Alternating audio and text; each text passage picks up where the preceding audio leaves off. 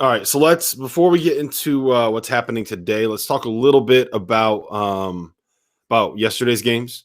Okay. I guess probably the biggest story ended up being Juwan Howard and Mark Turgeon kind of going at it a little bit, which was fun and probably not as big of a deal as people are going to make it out to be. But I mean, those two teams they've had a little bit of bad blood for a while. I think it more or less stems from comments that were made by and about Hunter Dickinson, because Hunter Dickinson is obviously from the area. Well, even the trash talk of Hunter Dickinson in their first matchup. But yeah, it involves Hunter for sure. That's where it started. Where do you stand on that? I don't mind it. Like I heard John Beeline and he was like, poo-pooing it and, they got to be bigger than this. And I get it. You're coaches, so you should be, but I don't mind it. I got to say, I mean, it adds an element of intrigue every time you watch that matchup now, if those two are coaching against each other. So next year, I'm going to be paying attention now when it's Michigan, Maryland, where generally I probably wouldn't care about that matchup. Now, the interesting part is, and I'm not going to say what I've heard because I can't confirm the comments that went back and forth between the two, but basically it started with Dickinson, and then it was Turge telling Juwan Howard to get back in the coaching box. And then it was Juwan Howard yelling back at Turge, and Turge saying, "Don't talk to me." But the one thing that Turge denied, right, was that he said something about the banners are going to come down for Michigan like they did before. And I'm sure, you know what, he shouldn't deny that, because that would have been a great line. It would have been a great line. That's a great line. It would have been a good line.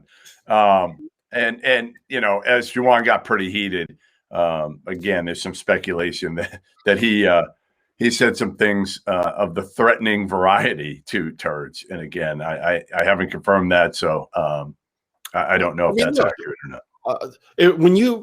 Anybody that's ever been in a situation like that where tensions are boiling over and you're about to get in a fight, like, you're going to say something like, "I'll kick your ass. I'm going to kill you." Things like kill you. Of course, he said that. Yeah, there's no doubt in my mind that he said something along those lines. As he said, "I'm from the South Side of Chicago." Like we get it, Juwan. Like you're not the guy that we all think you are all the time, which is even keel. I mean, we saw it earlier this year with Isaiah Livers, right? Like they almost got into it, and there's been a few instances where you see that other side of Juwan Howard, the side that the competitive side, I guess, is the big thing. Yeah, and honestly, like it's not the greatest look for the coaches to be going at each other like that. But I mean, if you're going to criticize Juwan Howard for it, like, you also have to criticize Turge, because if you watch the video, he's like he sparked it, and then Juwan Howard reacted, and then Turge played the victim. The MVP in that entire situation, though, like, I don't know if you watched him. Go back and watch the video. It's Darryl Morcell. Like, he is such a troll. Like, just getting into people's faces, clapping, like, starting everything. Like, oh, I was dying watching him. Yeah. Michigan, though, they looked really good. Hopefully, do we have any news on what's going on with Isaiah Livers at this point? Does anybody know? Just a bunch of speculation right now about his foot. We don't know how bad it is. We'll see if he plays today, obviously. 1 o'clock, so we should know something here soon. Yeah, hopefully we know something soon. Well, we had big-time fireworks while you were away.